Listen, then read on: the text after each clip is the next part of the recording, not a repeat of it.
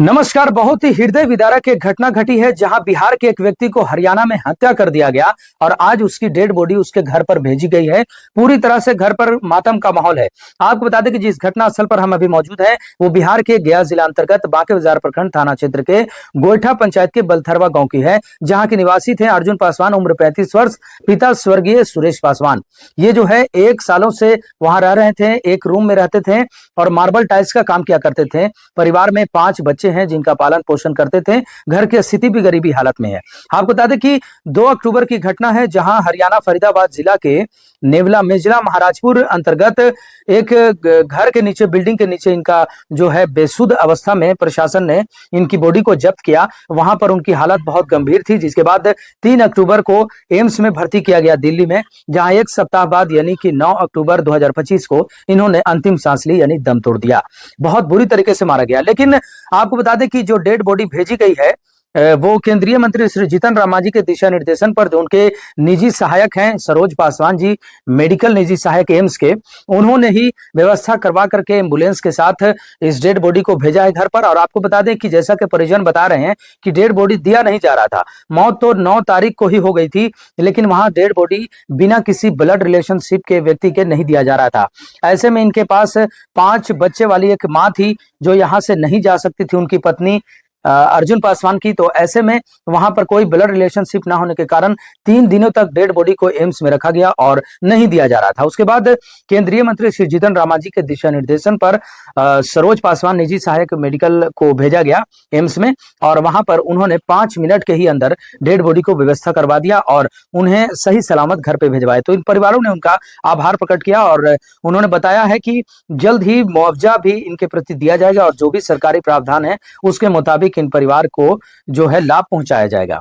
ऐसे में आपको एक जानकारी और बता दें कि किसी भी व्यक्ति को एम्स में या किसी भी तरीके की दिक्कत हो तो सरोज पासवान से आप संपर्क कर सकते हैं। एम्स में तुरंत आपको भर्ती कराया जा सकता है। हालांकि ऐसे कई केसेस देखे गए हैं जिनको डेड बॉडी इस क्षेत्र में भिजवाने में जो उनके निजी सहायक है सरोज पासवान जी, वो मदद करते हैं केंद्रीय मंत्री श्री जीतन राम मांझी के दिशा निर्देश में। चलिए घटना की जानकारी को आगे बढ़ाते हैं। घटना के संबंध में यह बताया जा रहा है कि अभी तक हत्या क्यों की गई है और लोगों ने ऐसा घटना को अंजाम क्यों दिया, ये बिल्कुल अभी इस बात का कारणों का पता नहीं चल पा रहा है।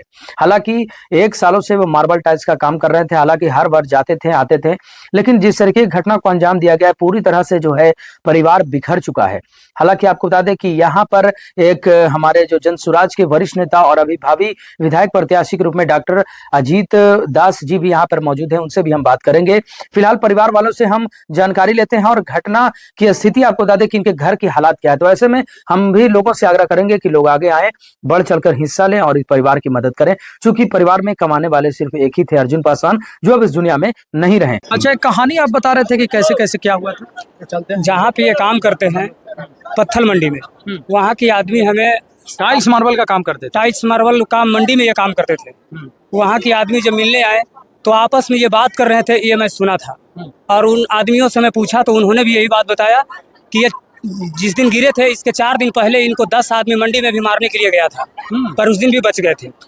इसके बावजूद इनको समझाया गया लोग कि आप रात में यहाँ फोन से नहीं बात कीजिए, घर में रहिए। इन्होंने बात कर रहे थे, बात करते करते लोग चले गए। 1 घंटा के अंदर में इनकी बॉडी नीचे बताया जा रहा है कि 1:30 बजे के करीब पुलिस वाले उठा के ले गए।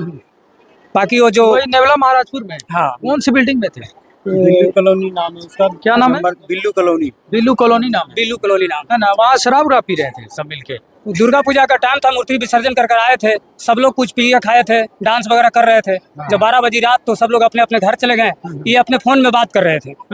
इसी 1 घंटा के बीच 12 साढ़े 12 बजे तक ये बात कर रहे थे और 1 बजे इसे पुलिस हॉस्पिटल पहुंचा दिया। ये सोचने वाली बात है कि 12:30 बजे एक आदमी, इसका एक ड्राइवर जो था, इससे बात किया। आधा घंटा के अंदर वो क्या कहते जोमोटो वाला फोन किया प्रशासन को और आधा घंटा में प्रशासन आकर उसे हॉस्पिटल भी पहुंचा दिया। इसमें मुझे शक है कि आधे घंटा के अंदर पुलिस प्रशासन आ भी गया और बॉडी को उस हॉस्पिटल में भी पहुंचा दिया गया, एम्स तक। तो इससे आपको क्या संदेह लग रहा है कि इनकी हत्या की गई है? मुझे तो संदेह है, और उन जिस इनके वहाँ के फैमिली जो इसके गांव के रहते हैं उनके हिसाब किताब कहने से मुझे समझ ये होता है कि इनकी हत्या कर दी गई है ना। हाँ। क्या कारण हो सकता है आखिर, जो पहले भी 10-12 दिन पहले भी लोग लगे थे उस दिन मारने के पहले, तो क्या आपसी रंजिश हो सकती है आपके मुताबिक?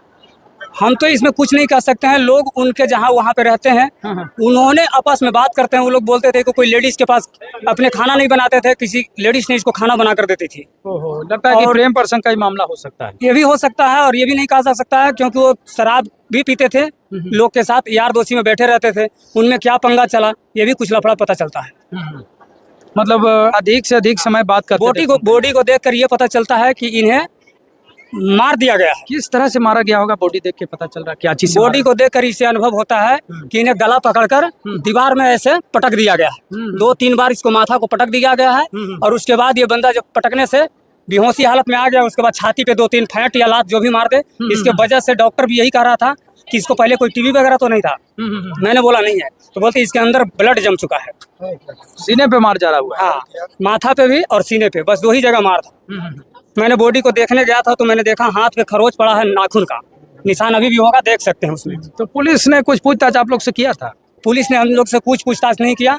हमने पुलिस वाले मेरे को फ़ोन किया था, इनके पास फ़ोन किया था कि थाना पे आके मिल लीजिएगा। हम लोग बोले सर हम लोग बाहर से आए हैं, 1-2 दिन टाइम लगेगा, आके हम मिल लेंगे। 1-2 दिन मिलने के कारण अब इतने देरी में इनकी मौत हो गई। अकेले ही रहते थे क्या ये? हाँ, वहाँ पे कमरे में अकेले रहते थे, बाकी इनके गाँव अगल बगल वाले सब रहते थे। अकेला रूम लेके रहते थे? अकेला रूम लेकर रहते थे। क्या जीतन राम मांझी की तरफ से क्या सहायता मिल पाया? वहाँ को बहुत मदद मिला उनसे। क्या? अगर ये नहीं पहुँचे वहाँ पे, जीतन राम मांझी का जो आदमी थे, अगर नहीं पहुँच पाते तो मुझे बॉडी नहीं मिल पाता। काहे? वो कह रहे थे कि ये हमें ब्लड रिलेशन चाहिए। ब्लड रिलेशन चाहिए, और ब्लड रिलेशन में इनकी भतीजा गए वहाँ पे, तो भतीजा को भी नहीं दे रहा था। ये बोलते हैं कि इनकी उम्र नहीं है, इन्हें 18 साल से ऊपर होंगे तभी हम दे सकते हैं इनको बॉडी। और तब फिर क्या? मुझे 3 दिन बॉडी के चक्कर में वहाँ के जो भी डॉक्टर हैं, प्रशासन है, मुझे बहुत दौड़ाए थे। जब सरोज पासवान जो जीतन राम मांझी जी का जो आदमी थे, हाँ, उन्होंने जब गए, मुझे कुछ करने की जरूरत नहीं पड़ी। 5 मिनट के अंदर सारा कागज बनवा कर दे दिए और 1 घंटा के अंदर मुझे बॉडी मिल चुकी वहाँ। 3 दिन आप दौड़े ले? हाँ, 3 दिन बॉडी वहाँ पे रह गई थी, 3 दिन मरे अवस्था में रह गए, मरी अवस्था में रह गई। है ना? अच्छा, एक बात तो स्पष्ट है कि जो लग रहा है, जो स्थिति, ये प्रेम प्रसंग का मामला जरूर हो सकता है। ये भी हो सकता है, मैं नहीं कह सकता हूँ ये, लेकिन हो सकता है। और ज्यादातर तो मुझे ये लगता है कि लोग शराब पीकर कुछ बहसबाजी कर रहे थे, क्योंकि लोग जो बता रहे थे कि इसके 4 दिन पहले मंडी में भी 10 आदमी मिलकर मारने के लिए इसको गया था, पर वो लोग वहाँ पे बचा लिए इसको। तो इनको भी सचेत हो जाना चाहिए था कि मुझे 10 आदमी कोई मारने के लिए लग चुका है, तो हम भी थोड़ा सचेत रहें। उसी दूसरे दिन इनकी ये हालत कर दी गई। अब चलिए हम इनके घर की स्थिति को दिखाते हैं कि किस तरीके का इनका घर है। और ये भी पता चला है कि इन्होंने लोन ले लिया है, जीविका समूह से भी कुछ पैसा इन्होंने लिया है। पति अब दुनिया में रहे नहीं तो ऐसे कैसे ये भर पाएंगी? तो देखिए घर की स्थिति देख के आप अंदाजा लगाइए कि कितना ये लोग गरीबी अवस्था में रहते थे। आज देखिए कि वो जो अर्जुन पासवान जी हैं, उनका ये दोनों बैग है, भाई के है ना? तो आप देख लीजिए घर की स्थिति देख के आप अंदाजा लगाइए किस तरीके का घर है। नहीं सर, इसको ने आधे है, थोड़े थोड़े लोग होता है। इसी में भी आधा है। खेती के ना बोल के कुछ नहीं है, कुछ का था? बोलिए क्या बोले? इनका कितना है ये सब जगह? कुछ नहीं है, ये दूर नहीं है। हाँ? एका को घर ही है बस हाँ, और कुछ नहीं है। 2 बस नहीं भार निकले के भी नहीं रास्ता है। देखिए दूसरे के घर में टाइल्स ये बनाते थे, टाइल्स मार्बल लगाते थे। आज इन गरीब मजदूर का देखिए कि घर कैसा है। तो कहीं न कहीं सोचने वाला बात है कि इनका इस जगह में भी इनको आधा में ही रहना है। तो बहुत गरीब परिवार है, महादलित समाज से ये लोग आते हैं। सभी लोग बढ़कर इनकी मदद करें और जिन लोगों ने इस घटना को अंजाम दिया गया है, उन जगह पर जो है कड़ी से कड़ी लोगों के साथ कार्रवाई होनी चाहिए।